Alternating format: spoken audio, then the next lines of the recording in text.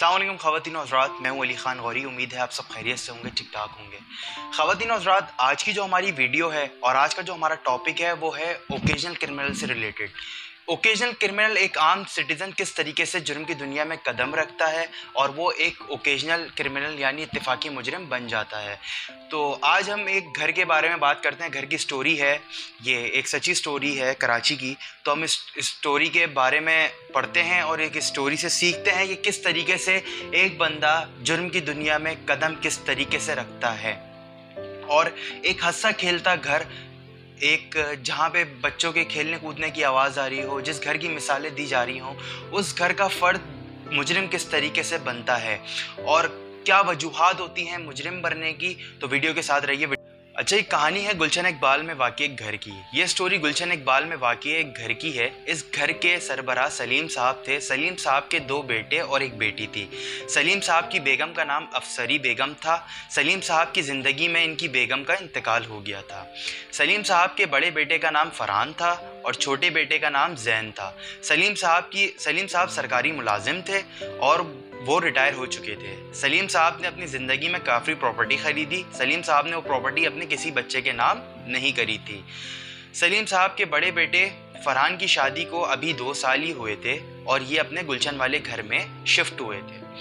यानी सलीम साहब जो थे वो एक सरकारी मुलाजिम थे। सलीम साहब की ज़िंदगी में उनकी बीवी उनसे जुदा हो गई थी, यानी अल्लाह ताला को प्यारी हो गई थी। और सलीम साहब की काफ़ी रिटायर होने के बाद सलीम साहब ने काफ़ी प्रॉपर्टी अपनी बनाई थी, लेकिन वो प्रॉपर्टी अपने किसी बेटे या बेटी के नाम नहीं करी थी। तो इनकी अभी 2 साल हुए थे इनके बड़े बेटे फरहान की शादी को। और क्या वजूहात थी? फरहान की शादी को अभी 2 साल ही हुए थे। ये अपने गुलशन वाले घर में शिफ्ट हुए थे। फरहान की एक बेटी थी जो कि 6 माह की थी। सलीम साहब की बेटी जिसका नाम फौजिया था, इसकी शादी इसके भाई फरहान के साले के साथ हुई थी। यानी इस जो है ये जो शादी हुई थी ये वट्टे सट्टे की शादी हुई थी। अक्सर पुराने उस दौर में ये हुआ करता था कि वट्टे सट्टे में शादी हुआ करती थी। यानी मैं किसी की बहन से शादी कर रहा हूँ तो वो मेरी बहन से शादी करेगा।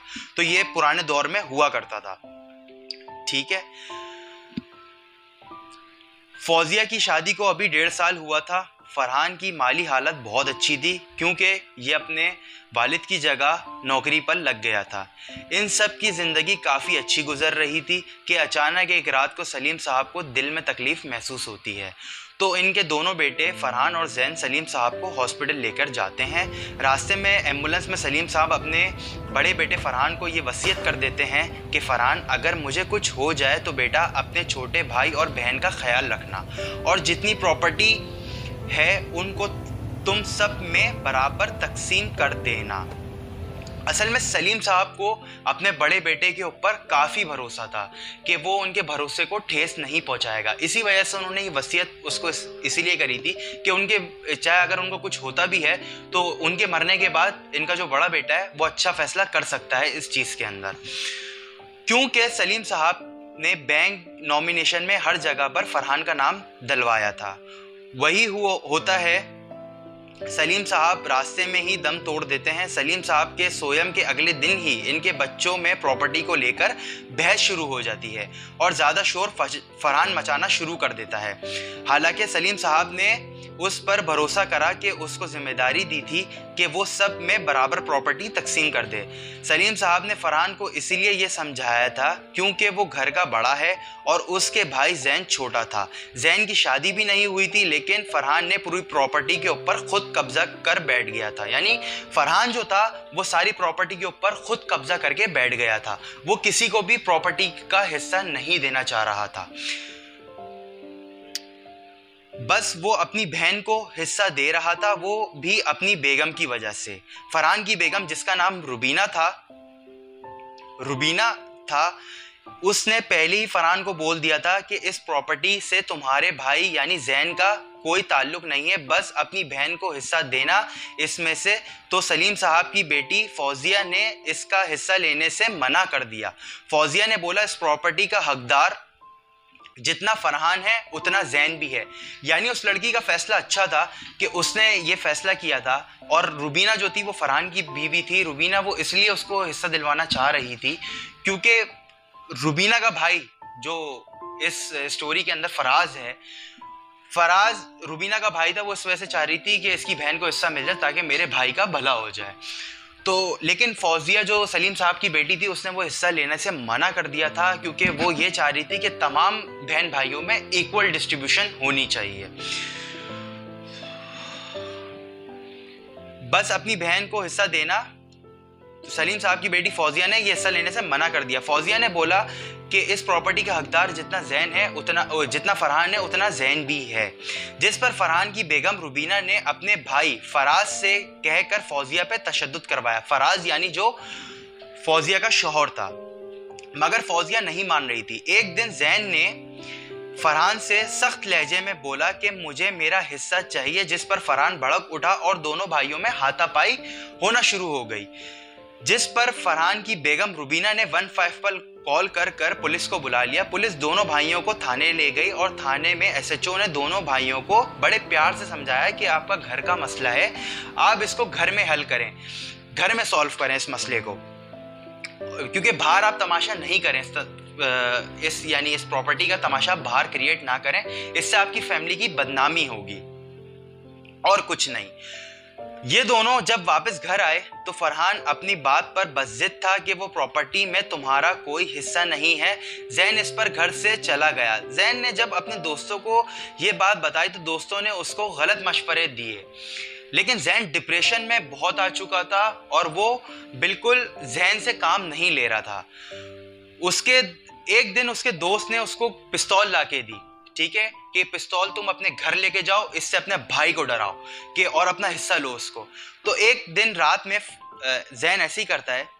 रात में जैन गन लेकर अपने घर रवाना होता है और भाई के कमरे में दाखिल होता है। अपने भाई पर पिस्तौल तान कर कहता है कि मुझे मेरा हिस्सा दो, जिस पर फरहान जो है वो भड़क कर जैन की तरफ बढ़ता है तो जैन से गोली चल जाती है और वो गोली फरहान के दिल में लगती है, जिस पर फरहान जो है वो मौके पर ही अपनी दम तोड़ देता है।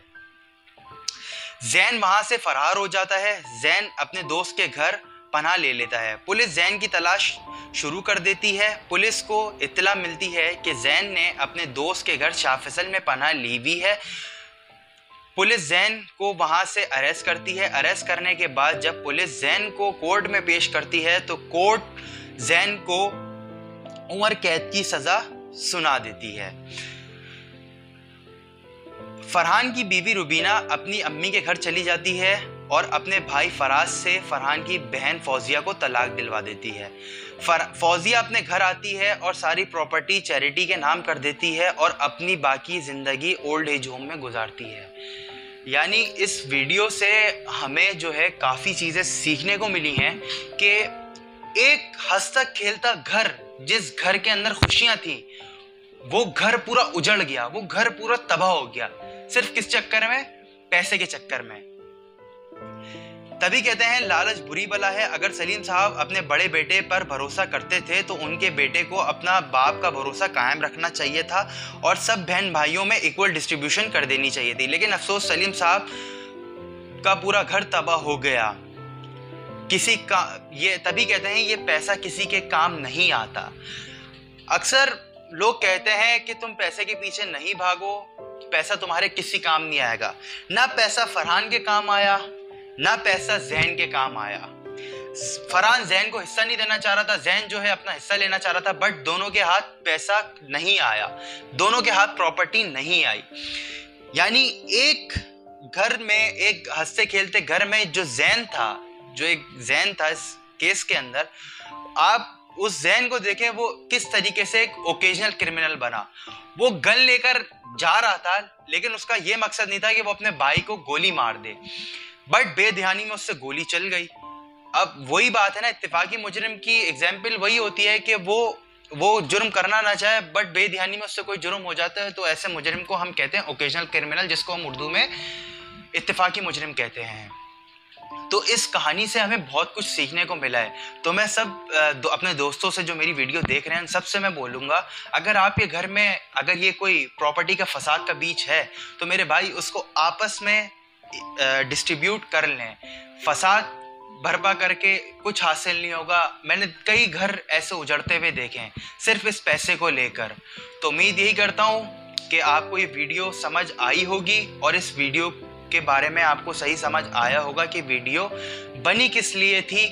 और ये वीडियो जो है, ये जो एक स्टोरी थी, इस स्टोरी से हमें काफ़ी चीज़ें सीखने को मिलती हैं। तो मैं अपने तमाम भाइयों से, तमाम बहनों से ये इल्तिमास करूँगा कि इस जो फसाद है, प्रॉपर्टी, पैसा, इसको निकाल कर दूर फेंक दीजिए। अब देखिए, उस लड़की की भी, जो सलीम साहब की बेटी थी फौजिया, उसका घर भी बर्बाद हो गया। हालांकि उसकी शादी को अभी 1.5 साल हुआ था, बट उसके हाथ भी कुछ नहीं आया। उसका हंसता खेलता घर भी उजड़ गया। आज वो अपनी बकिया जिंदगी एक ओल्ड एज होम में गुजार रही है।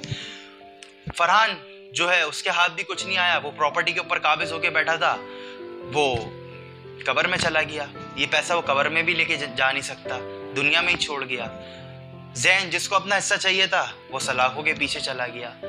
सब बहन भाइयों से दुआ करूंगा कि जो फसाद का बीज है, ये प्रॉपर्टी, ये पैसा, इन सब चीज़ों से दूर रहें। एक अच्छे शहरी, एक अच्छी, यानी आपके माँ बाप ने आप एक अच्छी तरबियत की है, वो तरबियत साबित करके दिखाएं। आपस में इक्वली डिस्ट्रीब्यूशन करें। अगर किसी के घर में प्रॉपर्टी का मसला है भी तो उसको तमाम बहन भाइयों को इक्वलेशन यानी इक्वल डिवाइड करें। उम्मीद ही करता हूँ सबको मेरी वीडियो पसंद आई होगी और इस वीडियो का मकसद भी समझ आ गया होगा। और अगर मैं यही कहूँगा तमाम बहन भाइयों से दोबारा कि इस सब तमाम चीज़ों से दूर रहें। देखें, एक हंसता खेलता घर उजड़ गया, तो अपने घर को इस चीज़ से महफूज रखें। तब तक के लिए अपने मेज़बान अली गौरी को दीजिए इजाज़त। अल्लाह हाफ़िज़।